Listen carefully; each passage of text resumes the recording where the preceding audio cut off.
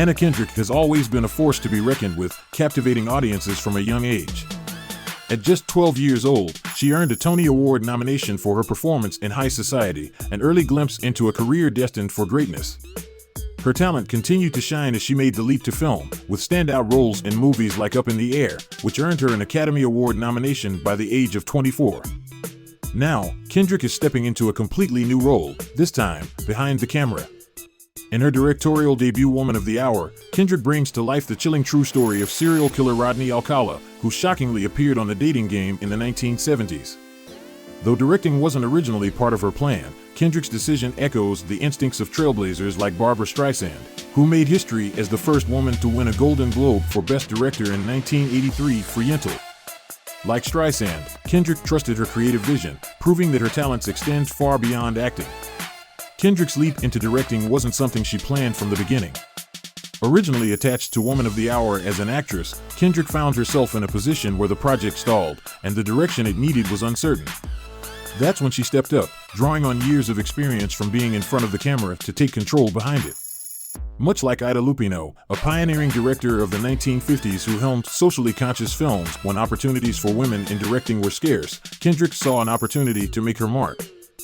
Her career in Hollywood had been preparing her for this moment all along. Lupino broke ground by addressing sensitive and often taboo topics in her films, and Kendrick now follows that legacy, using Woman of the Hour to examine not just a horrifying crime, but the broader cultural issues surrounding trust, gender, and the dangerous dynamics of power. Directing Woman of the Hour tested Kendrick's resilience, but she found inspiration in her own experiences and the encouragement of those closest to her. Brittany Snow, her pitch-perfect co-star, was one of many who pushed Kendrick to follow her gut instincts. The film, which chronicles Rodney Alcala's unsettling appearance on The Dating Game, juxtaposes lighthearted moments of the show's awkward flirtations with the dark reality of Alcala's crimes. It's a delicate balance of tone, one that Kendrick was keenly aware of. Much like Greta Gerwig did with Lady Bird, Kendrick found a way to infuse moments of levity into the darker, more emotional beats of the story. The result is a film that captures the absurdity and horror of real-life events, while also exploring the psychological tension that underlies our everyday interactions. Kendrick's decision to tackle a true crime story in Woman of the Hour allowed her to explore one of the most unsettling elements of human nature, the fine line between trust and deception. The story of Rodney Alcala, a man who hid his monstrous nature behind a charming facade, is a chilling reminder of how easily evil can blend into the everyday.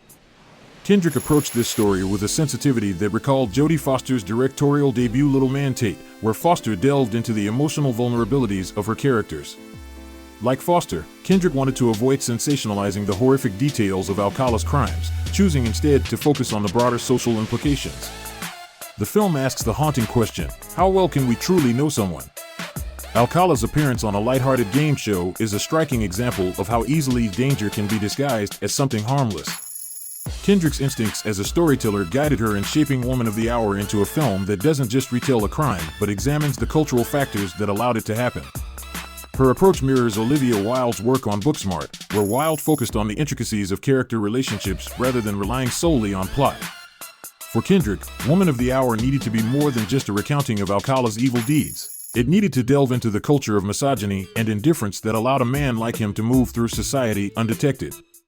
The careful balance between dread and humor became one of Kendrick's guiding principles, ensuring that her directorial debut was as thoughtful and engaging as it was unnerving.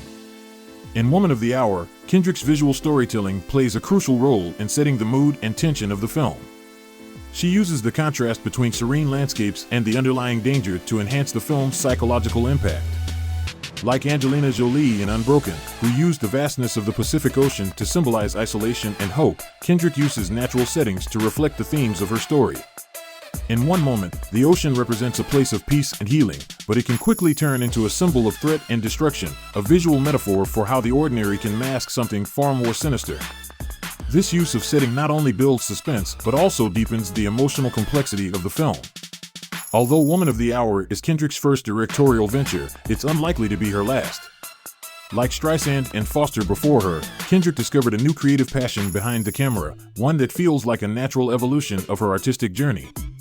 For years, actresses turned directors have faced the challenge of proving themselves in a male-dominated field, but Kendrick's entry into this realm is part of a growing wave of women in Hollywood taking control of their own creative destinies.